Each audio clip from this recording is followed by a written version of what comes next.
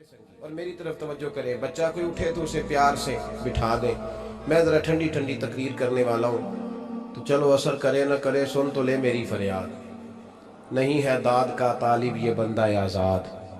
اور سبحان اللہ بھی صرف آپ نے اللہ کی رضا کے لیے کہنی ہے. یہ بھی یاد رکھیں. کبھی کسی مولوی نعت خواں اور کسی کی توجہ کر کے سبحان اللہ نہ کہیں ورنہ آپ کو ثواب نہیں ہوگا. صرف اللہ کی رضا کے لیے. اور میرے لیے یہ بھی کافی ہے کہ آپ چپ کر کے بھی سنیں تو مجھے اس کا بھی بڑا فائدہ ہے.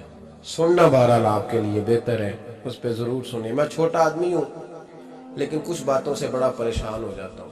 جب لوگ کہتے ہیں نا جس کا ایمان ہے وہ پڑھے, تو جو بیچارہ ٹینشن میں بیٹھا ہے سوچ کہیں اور چلی گئی ہے وہ بے ایمان تو نہیں نا. تو کیوں اس قسم کے جملے ہم بولتے ہیں جن کی شریعت ہی ہمیں گنجائش نہیں دیتی, اجازت نہیں دیتی کہ جس کا ایمان ہے وہ ہاتھ کھڑا کر لے. تو جس نے تازہ بائی پاس کرایا دل کا وہ ہاتھ کھڑا کرے گا تو مر جائے گا بیچارہ. اس کو حکم ہے کہ وہ نیچے رکھے. یہ جذبہ ہے, ضرور ہونا چاہیے. ہاتھ کھڑے دیے ہی اللہ رسول نے اپنے لیے ہیں تو ہونا ضرور چاہیے, لیکن اس کو اتنا فرض نہیں سمجھنا چاہیے. ماحول میں بہت زیادہ. اور ایک اور بڑا ایشو ہے ہماری محفلوں میں, وہ نوٹ پھینکنے کا ہے. کیا ضرورت ہے؟ نذرانے کا یہ سٹائل نہیں, نہ یہ کام کریں. میلاد کی محفل میں آ کے بھی غریب آدمی پریشان رہتا ہے. وہ کہندا میرے کو دتھی ہوندی تو میں بھی اگے بہنا, لہذا پیچھے وہ لوگ کے دتھی جو کوئی نہیں. اس لیے میلاد کی محفلوں میں بھی جو 50,000 روپیہ دیتا ہے اس کی صدارت ہوتی ہے, اس کا کوئی مطلب نہیں. یہ جو اسٹیج ہے نا جس پہ آپ لوگ ہمیں دیکھ رہے ہیں, تو میرے جیسے لوگ آ گئے ہیں تو خرابی ہوئی ہے, ورنہ تو یہ پیر میرے علی شاہ کا اسٹیج ہے. ورنہ جو محدث اعظم مولانا سردار احمد صاحب کا اسٹیج ہے. اس پہ تو جو جس کا دل آتا ہے وہ کہتا جا رہا ہے. پتہ ہی نہیں کوئی کیا بول رہا ہے اور کون کس کا کلام پڑھ رہا ہے. کوئی اس نے تحقیق نہیں کرائی کہ یہ پڑھنے والا تھا بھی کہ نہیں, کوئی پتہ ہی نہیں. بڑے بڑے شعراء مولانا حسن رضا صاحب جیسے لوگ نعت لکھتے تھے تو پہلے چیک کراتے تھے کہ ٹھیک ہے کہ نہیں. اب پتہ ہی کوئی نہیں. یہ بڑا سنجیدہ اسٹیج ہے. یہ میاں شیر محمد شرف پوری کا اسٹیج ہے. یہ حضرت امیر ملت کا اسٹیج ہے میرے بھائی. یہ علامہ کاظمی کا اسٹیج ہے. اور یہ میرے اعلیٰ حضرت فاضل بریلوی کے ماننے والوں کا اسٹیج ہے. اس میں کوئی ایسی حرکت نہ کرے. اور کبھی بھی محفل کو کمرشل نہ بنائے. زندگی میں یاد رکھ لیں اللہ رسول کی بارگاہ میں بھی جانا ہے. لوگ آ کے شکوہ کرتے ہیں فلانا مولوی پیسے مانگتا ہے, تو میں نے کہا وہ اس لیے مانگتا ہے کہ آپ دیتے ہیں. آپ مارکیٹ بند کر دیں تو بندے سارے صحیح ہو جائیں گے. یہ مانگنے والے کی غلطی نہیں, یہ ریٹ لگانے والوں کی غلطی ہے. جو چیز مارکیٹ میں بکے نہ وہ بننی بند ہو جاتی ہے. تو کیوں آپ لوگوں نے ایسے لوگ پرموٹ کیے جنہوں نے نعت بیچی 10,000 کی, تلاوت بیچی 10,000 کی, معاذ اللہ تقریر بیچی, کیوں ایسے لوگ پرموٹ کیے؟ کرو مدح اہل دول رضا, پڑے اس بلا میں میری بلا, میں گدا ہوں اپنے کریم کا اور میرا دین پارا انا نہیں. اور یہ یاد رکھ لو زندگی میں, اس کی کو تھوڑی اور کم کر دیں جی, اللہ آپ کو جزا دے, برکت دے. یہ بھی یاد رکھ لیں کہ گردن کو جھکا دیتا ہے خیرات کا پتھر, جہاں میں مانگنے والوں کے سر کبھی اونچے نہیں ہوتے. سر اسی کا اونچا ہوتا ہے جو دینے کا عادی ہوتا ہے. جو کشکول طلب دراز کر کے رکھتے ہیں ان کے بھی کبھی سر اونچے ہوئے ہیں. وہ کسی نے کہا تھا, مجھے بعد لوگ فون کرتے ہیں کہتے ہیں صاحب آپ کا ریٹ, تو میں کہتا ہوں تو کو دیتا ہی نہیں جانا. تو کیوں آپ ایسی بات کرتے ہو بھائی, ہم بڑے قیمتی لوگ ہیں, کیوں ہمارا آپ ریٹ لگاتے ہو؟ یہ شعر سن لیں, یہ شعر آپ کو فائدہ دے گا, اگر یاد ہو گیا تو بڑا نفع دے گا. یہ آرزو کرم اور میں آپ سے کروں, یہ آرزو کرم اور میں آپ سے کروں, یہ بھیک اس کو دیجئے جس کا خدا نہ ہو. تو جس کو بے حساب مل رہا ہو اس کو کیا ضرورت ہے ہاتھ پھیلانے کی. یہ بھیک اس کو دیجئے جس کا, ایک طرف نعرہ لگتا ہے کون دیتا ہے دینے کو, دوجے پاس آنے نے دیا جے 20,000. ظالمہ ان پہ آندہ سے نبی پاک کو لینے نے. نذرانہ کوئی تحفہ دے تو لینا سنت ہے, لیکن یہ جو سٹائل ہے نا کہ طے کرنا, اور پہلے ماڑے بندے دی پہنچتے محفل بھی کوئی نہیں رہ گئی, وہ بھی آندہ کمیٹی نکلے گی تو جلسہ کران گے. ایڈا مہنگا جلسہ, اس کی پہنچ میں تو محفل بھی کوئی نہیں. غریب آدمی تو اب ترس گیا ہے نعت سننے کو بھی, اس لیے کہ اس کا بھی ریٹ ہے. باز آئیں اس چیز سے. ہمارا اعلیٰ حضرت فاضل بریلوی رحمت اللہ علیہ تیل لینے چلے گئے دکان پہ, دکاندار کو بوتل دی تیل والی, بھر کے دے دو. اس نے بھر کے دی تو اعلیٰ حضرت نے فرمایا کتنے پیسے؟ اس نے کہا جی ویسے تو 5 آنے کی ہے، آپ ہمارے عالم دین ہیں، آپ 3 آنے دے دیں۔ اعلیٰ حضرت نے پورے 5 دیے، فرمایا تو پورے رکھ، میں احمد رضا ہوں، میں اپنا علم 2 آنے کا نہیں بیچا کرتا، تو نے میرا 2 آنے ریٹ لگایا، آپ عالم ہے تو 2 چھوڑ دیں۔ اس لیے سنجیدگی پیدا کریں یار، کوئی ضروری نہیں، کوئی سنتا ہے تو ٹھیک ہے، نہیں سنتا تب بھی ٹھیک ہے، جن کی پڑھ رہے ہو وہ تو سن رہے ہیں کہ نہیں، یہ کافی نہیں کہ جن کی پڑھ رہے ہو وہ سن رہے ہیں۔ اس لیے مہربانی فرمائیں، اس ماحول کو خاصا سنجیدہ کریں، اس پر خاص محنت کریں۔ اس لیے نہیں کہہ رہا بنانے کے لیے، مسجد میں بیٹھا ہوں، باوضو ہوں، میرا دل نہیں مانتا جب میں اسٹیج پہ ہوں تو کوئی بندہ نعرہ لگائے۔ کیوں بھائی، کچھ ضروری ہے؟ بوڑھا آدمی بیچارہ بیمار بیٹھا ہے اور عشاء کا وقت کا وہ آیا ہوا ہے، اور نبی پاک صلی اللہ علیہ وسلم نے فرمایا سفید بالوں کی عزت اسی طرح ہے جس طرح تم نے اپنے اللہ کی عزت کی ہے۔ یہ بخاری مسلم کی حدیث ہے۔ فٹافٹ کھڑے ہو جاؤ جی پیر صاحب آ گئے تھے، پیر صاحب ٹائم نہ لاؤں دے آؤ، کیوں یہ کام کرتے ہیں؟ کچھ بھی نہیں ہوتا، جو عزت کرتا ہے اس کا پتہ ہوتا ہے دل سے کرنا ہے، بیٹھے رہنے دے لوگوں کو، کوئی فرق نہیں۔ یہ بڑی خوبصورتی پیدا کریں، آپ ماحول کو صحیح کریں، آپ کے جلسے کئی گنا زیادہ بڑے ہو جائیں گے انشاءاللہ تعالی۔ اور میری آخری گزارش، تمہیدی بات کر رہا ہوں، وہ یہ ہے کہ محفلوں کی ترتیب لگائیں۔ جو قاری صاحب نے عشاء کے فوراً بعد تلاوت کی، انہوں نے بھی قرآن ہی پڑھا تھا، وہ بے قاعدہ کیوں تھی؟ پھر جو دوبارہ 1.5 گھنٹے کے بعد باقاعدہ شروع ہو گئی تو وہ قرآن پاک نہیں تھا؟ کہتے ہیں ان باقاعدہ شروع ہونے لگی ہے، کیا مطلب ہے اس کا؟ باقاعدہ محفل عشاء کے بعد شروع کریں، ٹائم دیں، نعت خواں کو وقت دیں، اور دعا کا ٹائم لکھیں۔ آپ میرے پاس کبھی آئیں، ہزاروں کا جلسہ ہوتا ہے ہمارا، لیکن ہم 1.5 گھنٹے سے زیادہ محفل کرنا مناسب ہی نہیں سمجھتے، اس لیے کہ اگر فجر سویرے تنگ ہو جائے تو ساری رات جلسے کا مقصد کیا ہوا؟ اور مختصر بات کریں گے خیر الکلام ما قل و دل، تو وہ بڑی بہترین رہے گی۔ سنجیدگی لائیں تاکہ جس آدمی نے سویرے کام پہ جانا ہے وہ 10 کے آوے آ کہ میں چلا 8 بجے محفل شروع ہونی ہے تے لو 9:45 میں تھوڑے کول ہوں گا انشاءاللہ، تاکہ باقی کا کام بھی کر لیں۔ یہ ماحول، یہ میں گزارشات کر رہا ہوں، اپیل کر رہا ہوں۔ چلے اللہ کرے میں بے عمل آدمی ہوں، میری زبان سے نکلی بات کسی پہ اثر کر جائے، یہ آپ سنجیدگی پیدا کر کے دیکھیں، انشاءاللہ یہ رش زیادہ ہو جائے گا آپ کے پاس، اور برکت ہوگی اس بات کی۔ وَبِالْوَالِدَيْنِ احسانا، والدین کے ساتھ احسان کرو۔ علامہ سید محمود آلوسی اندلسی رحمۃ اللہ علیہ صاحب تفسیر روح المعانی فرماتے ہیں، آپ فرماتے ہیں اللہ کریم نے کہا والدین کے ساتھ احسان کرو، اس کا ترجمہ کیا ہے؟ آپ فرماتے ہیں اس کا مطلب یہ ہے کہ جتنی کوئی بندہ نیکی کرے، اگر اس کے مطابق نیکی کر دی جائے تو وہ بدلہ ہوتی ہے، اور اگر تھوڑی بڑھا کے کی جائے تو وہ احسان ہوتی ہے۔ فرمایا رب کریم فرماتے ہیں اس طرح کرو، ذرا سوچ لو بچپن سے لے کر آخر تک جہاں تک تم موجود ہو تمہارے ماں باپ نے تمہارے ساتھ کیا کیا ہے، اگر اس سے بڑھا کے کرو گے تو اس کا مطلب ہے تم نے احسان کیا ہے۔ ماں باپ جو ہوتے ہیں نا، ٹھنڈی چھاؤں، میٹھی زندگی، ماں ان پڑھ بھی ہو نا تو کم از کم یونیورسٹی ہوتی ہے، اور باپ اگر بالکل انگوٹھا چھاپ بھی ہو نا، کسی کالج میں مدرسے میں ادارے میں نہ پڑھا ہو، تو بیٹے کے حق میں جن چیزوں کی ضرورت ہوتی ہے وہ ساری اللہ باپ کو عطا کر کے بھیجتا ہے۔ ماں باپ کو نا کچھ علم لدنی اللہ دیتا ہے کہ بچوں کے لیے کیسے آگے بڑھنا ہے۔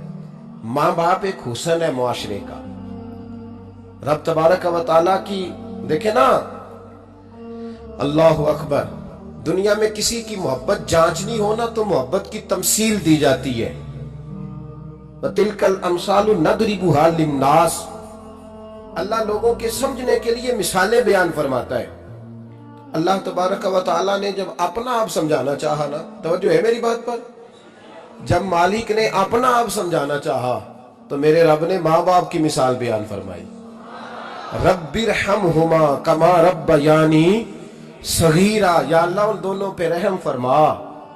اور یہ لفظ رب یہاں 2 معنی میں آیا ہے، علماء بیٹھے، رب کا معنی ہوتا ہے تدریجن پالنا، کہ یا اللہ ان دونوں پہ رحم فرما جنہوں نے مجھے رب بن کے پالا۔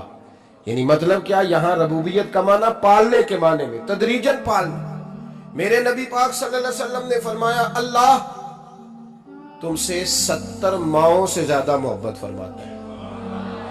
یہ امام سیوطی نے در منصور میں روایت لکھی ہے. اچھا بھائی، اللہ نے بھی مثال ماں کی بیان فرمائی.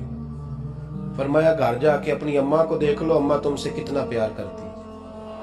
بس اس پیار کو تولنا شروع کر دو، 70 ماؤں سے بھی زیادہ رب تم سے محبت فرمانے والا ہے.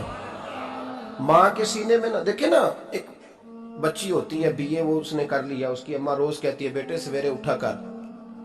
ساس کے پاس جائے گی تو وہ کہے گی کہ اس کی اماں نے سویرے اٹھنا سکھایا ہی نہیں، اور بیٹی کہتی ہے اماں جدو جاواں گی ویکھی جائے گی.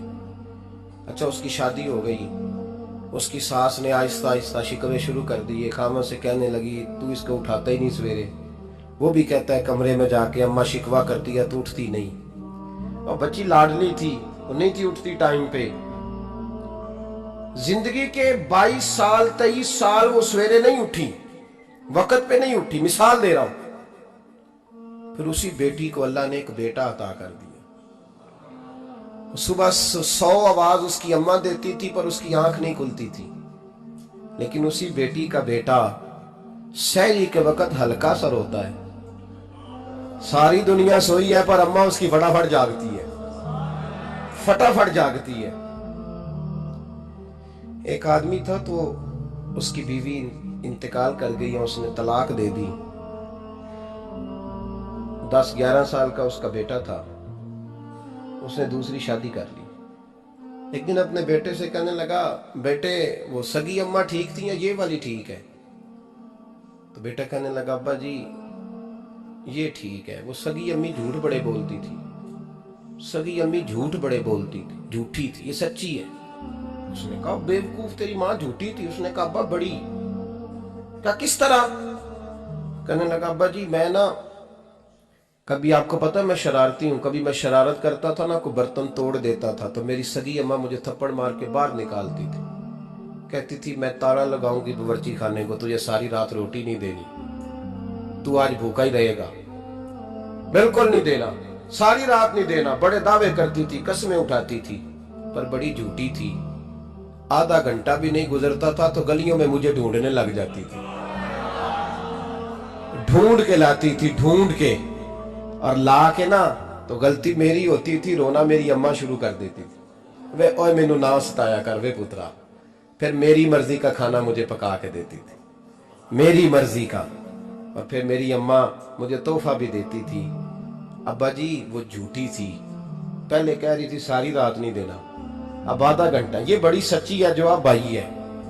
میں شرارت کرتا ہوں تو تھپڑ مار کے نکال دیتی ہے، کہتی ہے روٹی نہیں دینی.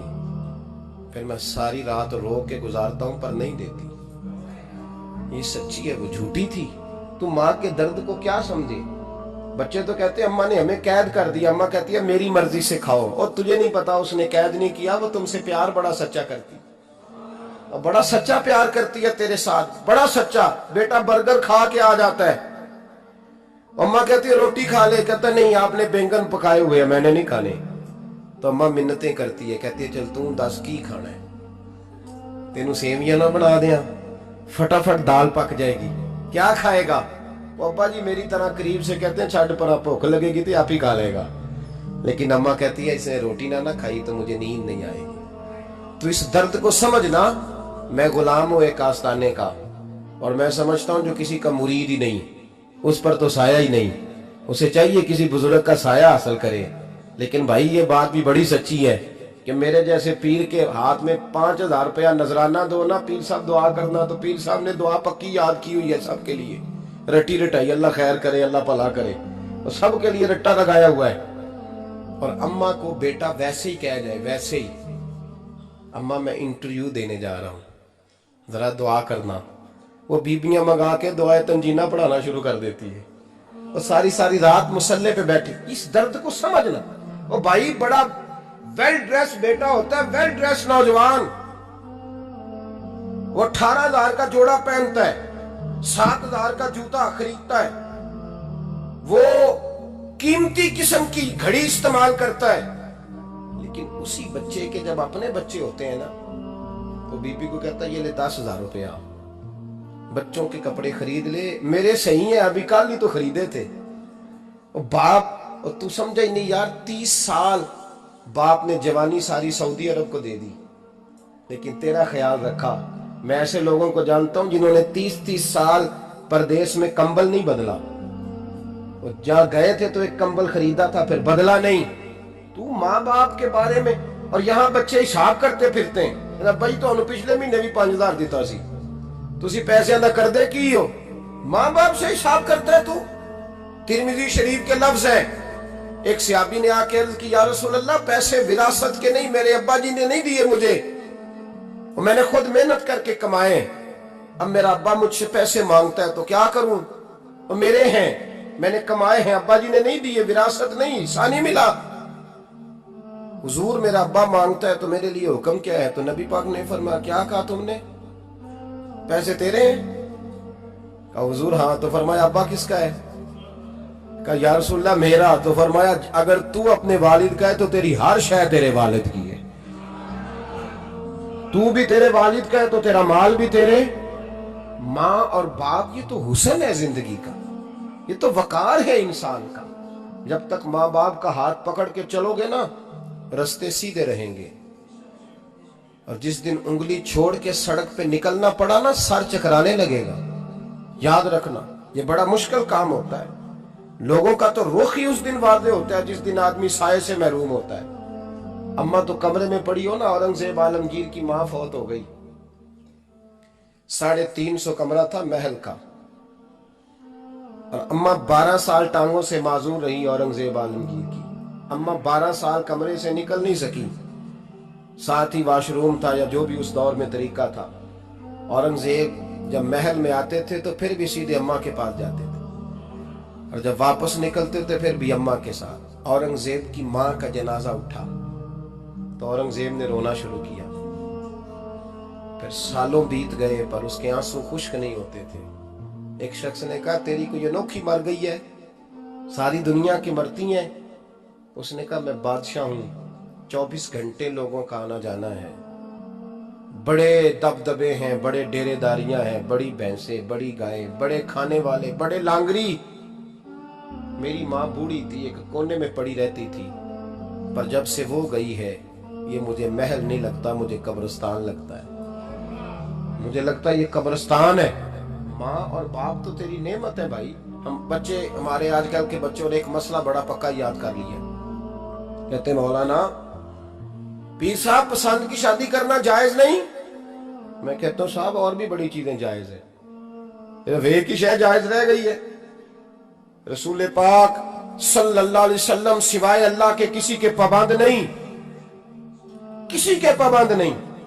پر جناب سیدہ خدیجہ الکبریٰ رضی اللہ تعالیٰ عنہ نے پیغام نکاح دیا, یا رسول اللہ میں شادی کرنا چاہتی ہوں. حضور کسی کے پابند نہیں, پر میرے محبوب نے فرمایا میرا چچا میرے والد کی جگہ ہے, میں اپنے چاچا سے پوچھ کے تمہیں جواب دوں گا. یہ ہے پسند کی شادی جو میرے نبی نے بیان فرمائی ہے. تو سارا کچھ کراس کر کر کے گزر جاتا ہے. یہاں تو حال یہ ہے کہ پالنے والا کوئی اور سائے میں بیٹھنے والا. باغ تیرے دی کر کر راکھی میں ساری عمر گزاری, تو جدوں اے پھل پکن تے آیا تے لے گئے ہور بپاری. اور بیٹا گزرتا ہے اماں کے دروازے کے آگے سے, اماں کے دروازے کے آگے بیٹا امرود لے کے آیا ہے 6 کلو. توجہ ہے میری بات پر؟ ادھر دیکھیں جی, چھوڑیں تھوڑی دیر ہماری سنیں. وہ امرود لے کے آیا 5-6 کلو, تو اماں کے دروازے کے قریب سے گزر گیا رات کو.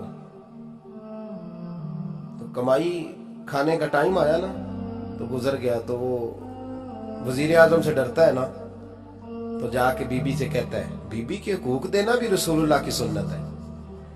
لیکن یہ کیا بات ہوئی, تو نے بیوی اور ماں کا مقابلہ شروع کرا دیے. سمجھ تو صحیح, یہ تیرے لیے کعبے کی جگہ ہے اور تو بیوی کے لیے کعبے کی جگہ ہے. اسے بھی سمجھنا چاہیے, غور کرنا چاہیے. 5 کلو امرود لے کے تو ماں کے کمرے کے قریب سے گزر گیا ہے. بی بی کو جا کے کہتا ہے چل آدھا کلو اماں کو بھی دے, یا اس کے کون سے دانت ہیں. تو پلیٹ میں ڈال کے وہ لائی ہے. تو سمجھا ہی نہیں, تو نے غور ہی نہیں کیا. بندہ تو وہ ٹھیک نہیں تھا, نیپولین. تو کسی نے اس سے پوچھا تھا بتا زندگی میں پیسے لینے کا مزہ کب آیا.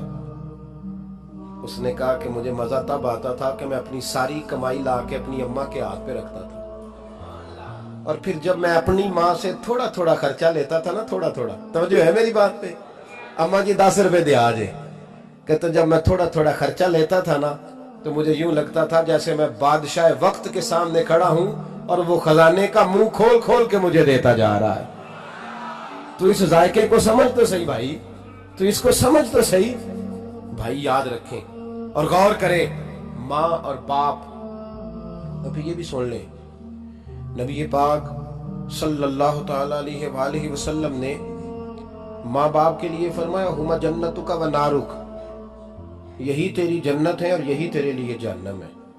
اگر یہ راضی ہو گئے تو تیرے لیے جنت ہے، ناراض ہو گئے تو چاہے تو ایک 100 پیر کے مزار پہ حاضری دے آ، لیکن جب تک ابا راضی نہیں اتنی دیر تک اللہ راضی۔ یہ حدیث پاک ہے، حضور نے فرمایا جس کے والد راضی اس کا اللہ راضی، اور جس کا باپ ناراض اس کا اللہ۔ ہاں بے شک، اب یہ حدیث ہے نا تو سارے ولی ایک طرح بیٹھ جائیں، کہیں یا اللہ بخش دے مرید کو، لیکن اگر ابا کہے یا اللہ نہ معاف کرنا تو اللہ ان اولیاء کی نہیں مانتا، والد کی مانتا ہے۔ اس لیے بلے شاہ آسمانی اڈ دیاں پڑھنا ہے، جیڑا گھر بیٹھا انہوں پڑھیا ہی نہیں۔ بھائی یاد رکھو، ماں باپ سے پیار کرو، ان کی خدمت کرو، ان کے پاس بیٹھا کرو، اور ماں باپ کو ٹائم دیں، وقت دیں، چند گھڑیاں ان کے پاس بیٹھیں۔ آپ یقین کریں ابا جی سے آپ مشورہ کر لیں، صرف مشورہ، مرضی بے شک اپنی کریں، لیکن اس مشورے میں آپ کو اتنا سایہ ملے گا کہ زندگی میں کبھی ناکامی نہیں ہوگی۔ پر اسی سجن دی مننی ابے دی نہیں مننی، تو پھٹے پہ جو نلائق ہماری طرح کا بیٹھا ہے اس سے مشورہ لینا ہے، والد سے نہیں لینا۔ باپ کے پاس بیٹھیں، اس سے مشورہ لیں۔ میرے ابا جی کسان تھے، میں نے اپنی زندگی میں ڈھیروں چیزیں اپنے باپ سے سیکھی، درجنوں چیزیں سیکھی۔ میرے والد بڑے خوددار تھے، مزاج میں عجیب سی خودداری تھی۔ کوئی بندہ کبھی حال پوچھ لیتا تھا نا کہ حالات کس طرح کے ہیں، تو فرماتے تھے بھائی اگر بتانا ہوا تو اپنے اللہ کو بتاؤں گا۔ الحمدللہ بڑا فضل ہے، میں نے ان کے ہاتھوں پہ ہمیشہ چھالے دیکھے، ہمیشہ چھالے، لیکن ان کا ہاتھ کبھی کسی دنیا دار کے سامنے پھیلتا ہوا نہیں دیکھا۔ لوگ مجھے کہتے ہیں آپ کس پیر صاحب کے صاحبزادے ہیں، تو میں کہتا ہوں میں اس پیر کا صاحبزادہ ہوں جس نے محنت کر کے حلال کی کمائی کھائی ساری زندگی۔